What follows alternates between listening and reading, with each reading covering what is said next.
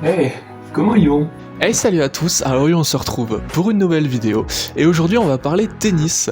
Voilà, j'avais envie de faire une vidéo dessus, voilà, parce que c'est un sport que j'affectionne tout particulièrement, et aujourd'hui en particulier, je vais vous expliquer un petit peu, pour ceux qui ne connaissent pas, et en même temps ceux qui connaissent, parce que c'est intéressant, pourquoi le tennis est, selon moi en tout cas, d'après mon avis. Évidemment, vous pouvez avoir un avis divergent, vous pouvez avoir l'avis que vous voulez, il n'y a aucun souci. Nous sommes sur internet, chacun a son propre avis. Qu'aujourd'hui, évidemment, je vais vous parler pourquoi le tennis est un sport compliqué, voire un des sports les plus durs, surtout psychologiquement. Et donc dans cette vidéo, je vais principalement parler de l'aspect psychologique, l'aspect mental du tennis, pour la simple et bonne raison que forcément, quand on parle tennis et de la difficulté du sport, on parle principalement de l'aspect psychologique. Malgré que l'aspect physique, je vais en parler un petit peu aussi, il est un peu présent quand même, n'oublions pas que c'est un sport, mine de rien. Alors on va démarrer avec le premier point, qui est en fait le fait que tu te retrouves seul sur le terrain. Alors, bien évidemment, on a aussi des matchs de double, mais je vais absolument pas me concentrer là-dessus, malgré qu'on pourrait aussi en parler, mais forcément, quand t'es en double, c'est plus facile, on va dire. Donc je disais, le fait que tu sois seul sur le terrain, évidemment, c'est pas propre au tennis, c'est-à-dire qu'il y a plein d'autres sports qui se retrouvent pareil, en fait, tous les sports quasiment qui sont pas collectifs. Tu te retrouves seul, et voilà, t'es un peu face à toi-même. Malgré tout, évidemment, c'est pour ça que j'explique ce point en plus, c'est quand même que le tennis, tu es seul, certes, mais tu te retrouves seul dans un match qui peut durer longtemps. Alors, en plus de ça, ce qu'il faut savoir, parce que les gens ne savent pas forcément, mais donc il y a beaucoup de sports dans lesquels, évidemment, je vais donner des exemples simples, comme le foot, le basket, tout ça, où tu te retrouves avec ton coach, parce qu'évidemment, quand tu es sportif généralement de haut niveau, tu as un coach, mais il faut savoir que le tennis, normalement même en amateur, mais surtout en professionnel, tu n'as pas de coach pendant le match, c'est-à-dire que tu es vraiment face à toi-même, tu dois te démerder, et c'est toi qui joues, personne ne va te dire comment jouer. Forcément, voilà, c'est ce point qui est très important, tu es seul, face à toi-même, tu dois être toujours concentré. Donc ça, c'est vraiment un truc qui est très important. On peut le retrouver ailleurs, bien évidemment, je ne le contredis pas, mais il se trouve que voilà, c'est le premier point qui est très important dans le tennis, c'est que vraiment tu es seul face à toi-même pendant un match qui peut durer longtemps, donc forcément il faut être tout le temps concentré, tu peux pas te relâcher, tu peux pas te fier sur quelqu'un, passer le relais ou quoi que ce soit, parce que ce n'est pas possible tout simplement, c'est ton match, c'est toi qui joues. Donc forcément voilà, c'est rester concentré, il faut toujours trouver des stratégies par toi-même. Si tu n'y arrives pas, malheureusement personne viendra t'aider et tu vas tomber tout seul. C'est toujours le souci. Le deuxième point, du coup, qui est un peu proche quand même du premier, parce qu'au final on reste dans cette même lignée, qui est aussi le cas pour plusieurs autres sports, hein, voilà, c'est le fait que au tennis tu n'as pas de match nul. C'est-à-dire que soit tu gagnes, soit tu perds. Alors, comme ça on me dirait, bon, c'est pas ouf, enfin, voilà, tu peux perdre, tu peux gagner. C'est quand même plus compliqué que ça, parce que évidemment le fait que tu n'aies pas de match nul, c'est que en fait à tout moment, il suffit que tu commences à gagner ton match. Si t'es devant, en fait ça veut rien dire. Ça veut rien dire pour la simple et bonne raison que tu peux pas tenir. C'est-à-dire que autant des fois, forcément, quand tu te retrouveras à jouer contre quelqu'un qui sera moins bon, tu peux toujours trouver des combinaisons pour tenir et au final gagner le match, mais c'est pas si évident que ça, parce que voilà, si on se fie sur des sports ou tout simplement tu peux avoir des matchs nuls, c'est-à-dire que si par exemple t'es derrière, tu peux te rattraper en allant chercher le match nul, si t'es devant, tu peux ne pas perdre. Là, malheureusement, c'est soit tu gagnes, soit tu perds, c'est binaire, évidemment.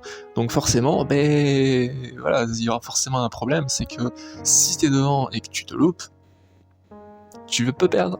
Après, l'inverse, forcément, c'est pas mal aussi, c'est que si t'es derrière et que tu gagnes, tu peux gagner. Donc forcément, ça, je vais pas trop en parler, mais c'est un peu aussi le côté qui est bien, malgré que, bon, c'est pas le truc que tu retiens le plus, forcément.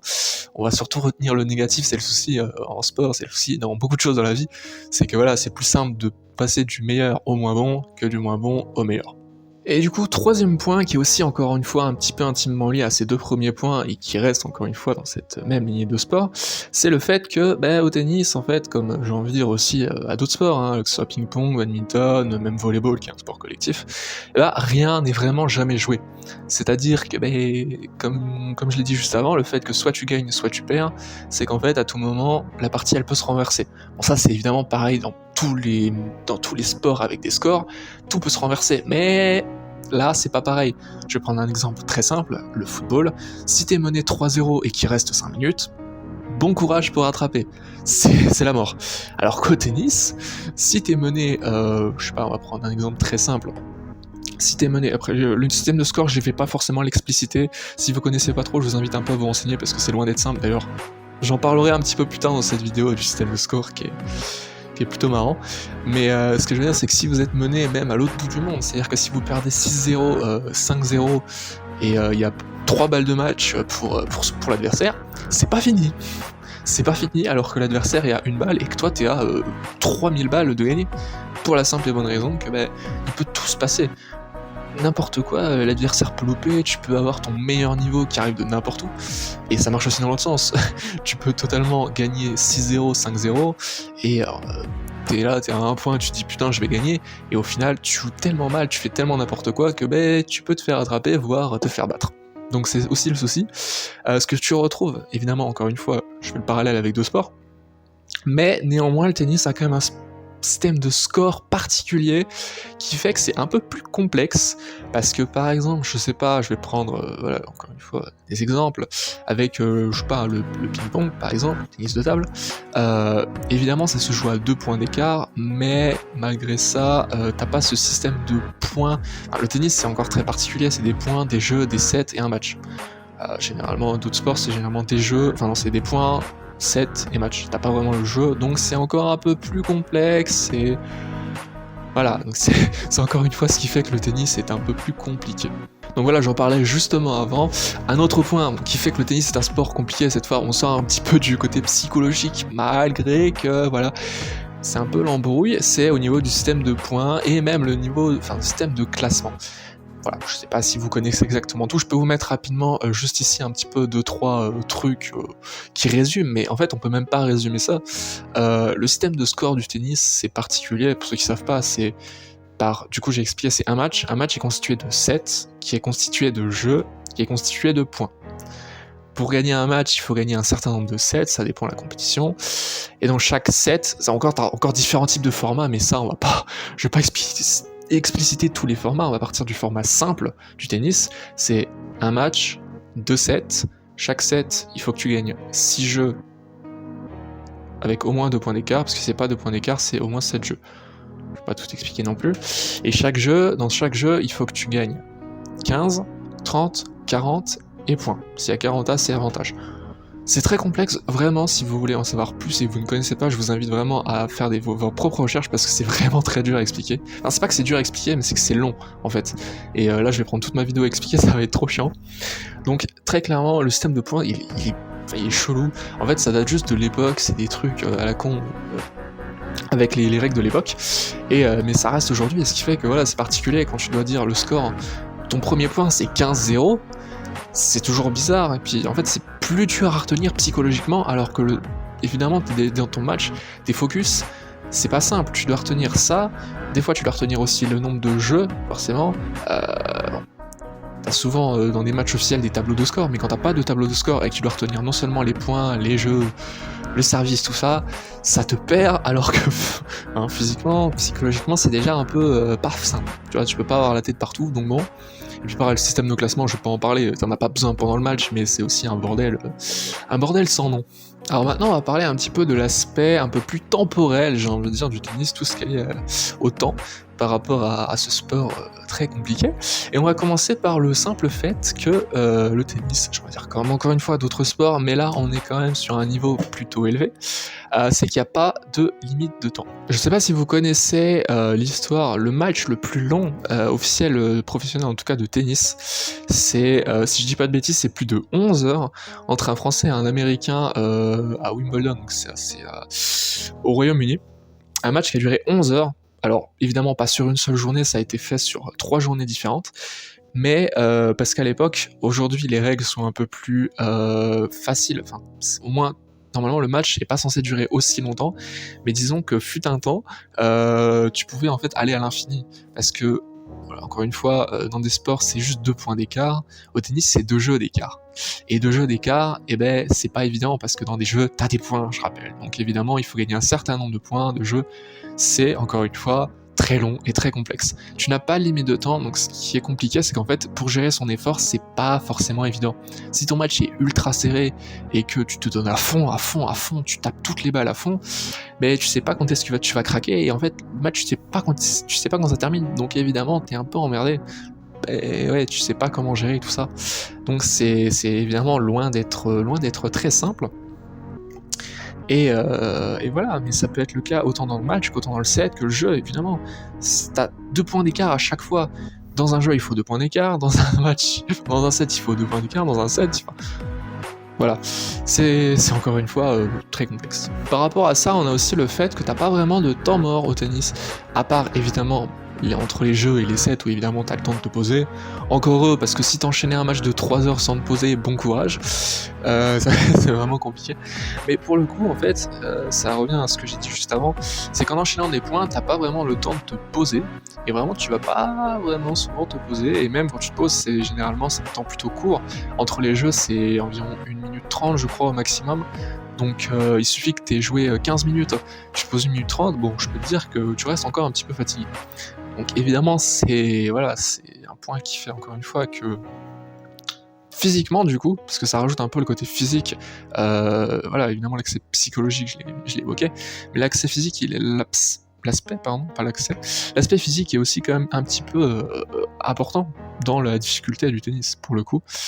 Et d'ailleurs ce qui est marrant, c'est que justement je viens d'évoquer cet aspect temporel, le fait que t'aies pas vraiment trop de temps de te poser, le match peut durer super longtemps, et malgré ça, à contrario en fait, quand tu regardes le match de tennis, je crois que d'après les statistiques, dans un match de tennis, quand tu joues, c'est-à-dire peu importe le temps, ton temps de jeu maximum effectif, c'est-à-dire vraiment le temps où tu vas jouer, tu vas taper et tout, c'est même pas de 40%. Ce qui veut dire que dans un match de tennis, imaginons que tu joues 2 heures au tennis, tu vas même pas jouer véritablement 1 heure. Donc là, du coup, là peut-être que vous êtes en train de penser, ah, mais du coup, il me raconte n'importe quoi depuis tout à l'heure, c'est pas si physique que ça, finalement, tu joues pas en fait. Alors, certes, évidemment, tu ne joues pas pendant 2 heures de suite, au final, puisque tu joues moins que ça, mais ce qu'il faut pas oublier avec cette statistique de 40% et que tu joues pas du coup la moitié du temps, c'est que l'aspect mental, là, il joue très très fort. Puisqu'en vérité, quand tu joues pas, qu'est-ce que tu fais ? Ben, tu penses, forcément, tu vas pas juste être là dans le vide à faire je comprends pas. Non, ton cerveau, il est toujours en train de réfléchir, et en fait, c'est ça qui est ultra dur, c'est que entre chaque point, même des points, un point, vraiment, tu joues ton point, ça peut durer 5 secondes comme 1 minute, tu vas toujours avoir un petit temps entre le point suivant, et c'est ce temps-là que tu vas utiliser pour réfléchir. Alors, il y en a, ils l'utilisent à bon escient, c'est-à-dire qu'ils réfléchissent bien sur leur prochain coup, voilà, qu'est-ce que j'ai loupé, qu'est-ce que je peux mieux faire, qu'est-ce que je peux... voilà, tout ça. Mais je peux te dire que quand tu n'es pas bien dans ton match, quand l'adversaire est devant, ou même quand tu peux être bien, en fait, ton cerveau, il va toujours te faire penser plein de trucs, alors que toi, tu veux juste jouer, tu veux juste taper, tu veux juste être concentré. Et en fait, c'est extrêmement dur, puisque, encore une fois, tu peux être totalement déséquilibré mentalement en pensant à des trucs, justement, l'inverse de ce que j'ai dit juste avant. Tu peux être en mode oh, putain, mais j'ai vraiment fait un coup de merde, c'est trop chiant, comment je peux faire pour gagner ? C'est horrible à quel point le cerveau est tout le temps à fond en fait. Et c'est pour ça que psychologiquement, on dirait pas comme ça, hein, on dirait juste que tu tapes, voilà, tout ça. C'est beaucoup plus compliqué que ça. Pour ceux qui ne savent pas, je pense que ceux qui jouent au tennis aussi peuvent peut-être confirmer cet aspect-là. Psychologiquement, un match de tennis, c'est extrêmement dur, et c'est d'ailleurs pour ça que vous avez certainement dû voir sur les réseaux sociaux énormément de vidéos où des joueurs de tennis, on en a évidemment en France qui sont très bons, Benoît Paire entre autres, c'est énormément, il y a beaucoup de colère, tout ça, parce que c'est très compliqué psychologiquement, tenir aussi longtemps, penser à énormément de choses, tout ça. Il n'y a pas un seul, je peux vous dire, il n'y a pas un seul tennisman qui un jour n'a pas pété de colère, cassé sa raquette peut-être pas non plus, mais tu t'es forcément déjà énervé à un moment pour une telle chose quand tu fais un match officiel et que tu joues pas. Et du coup, pour terminer cette liste de points qui font que le tennis est un sport des plus compliqués, ou si ce n'est le plus compliqué, puisqu'en réalité, en y pensant comme ça, bon, je vois pas vraiment ce qui peut être. Évidemment, je pense à tout ce qui est sport de combat, qui sont sans aucun doute plutôt des sports très compliqués, parce que là vraiment je pense c'est l'aspect physique, bien que l'aspect mental il soit aussi présent, je pense, qui sont vraiment mis rude à l'épreuve. C'est sûr, Mais voilà, là je parlais vraiment de l'aspect psychologique en lui-même, bien qu'encore une fois, l'aspect physique est lié. À tous ces points, je pourrais rajouter aussi le côté qu'il faut s'adapter, parce qu'en réalité, quand tu joues au tennis, principalement, vous avez certainement vu des terrains, c'est sur dur.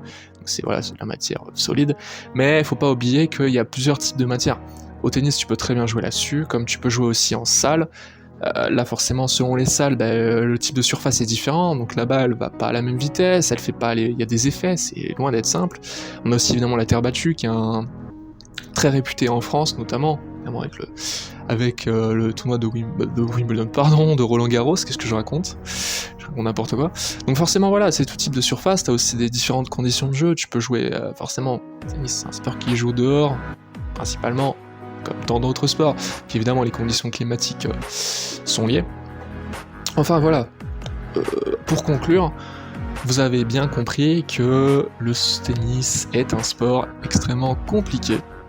Encore une fois, si ce n'est pas le plus compliqué selon moi, hein, n'hésitez pas d'ailleurs à me dire en commentaire si jamais vous avez si jamais vous pensez que voilà, y a peut-être d'autres sports qui sont un peu plus compliqués, et je n'en doute pas d'ailleurs, c'est possible.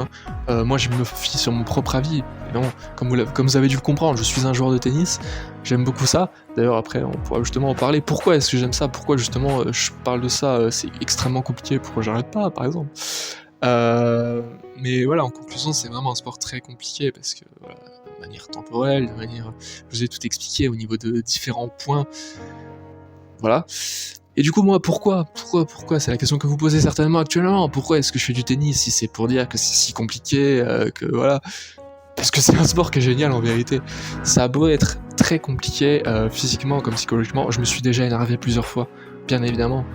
Dans des matchs, moi je suis quelqu'un de très compétitif, je veux toujours gagner, donc forcément quand quelque chose se passe mal, généralement c'est difficile, voilà, tu peux te retenir un peu, voilà, mais généralement ça boue un petit peu dans la tête, et c'est loin d'être évident de forcément toujours retenir sa colère quand tout se passe pas comme tu veux. Mais voilà, c'est un sport que je kiffe parce que faut pas oublier aussi ce que j'ai parlé un petit peu, c'est que t'as aussi un aspect très positif, encore une fois, avec un exemple simple, quand t'es mené et que tu rattrapes d'un coup, c'est génial, la sensation que ça te procure, c'est incroyable. Et puis même juste voilà, c'est vrai que c'est un sport, je peux parler physiquement, j'adore travailler comme ça. Enfin bref, je pense que chacun a ses raisons de pratiquer son sport ou quoi que ce soit, et le trouve plus ou moins compliqué. Voilà tout. En attendant, j'espère que cette vidéo vous aura plu, n'hésitez pas à me faire vos retours parce que ça m'intéresse particulièrement, j'aime bien avoir des retours. Vous pouvez être totalement d'accord comme pas du tout d'accord, et d'ailleurs je suis totalement à l'écoute de vos avis, c'est très intéressant de débattre avec des personnes qui sont pas d'accord. Donc voilà, n'hésitez pas à commenter, mais aussi à liker, commenter et partager, voilà, si ça vous a plu, et que voilà, n'hésitez pas à me dire si jamais vous voulez d'autres vidéos comme ça, qui peuvent être liées au tennis, parce que voilà, c'est un sport que évidemment encore une fois j'adore, et j'adore en parler, donc voilà. Et voilà, en attendant la prochaine vidéo, portez-vous bien, tout simplement, et au revoir, salutations, bonne journée.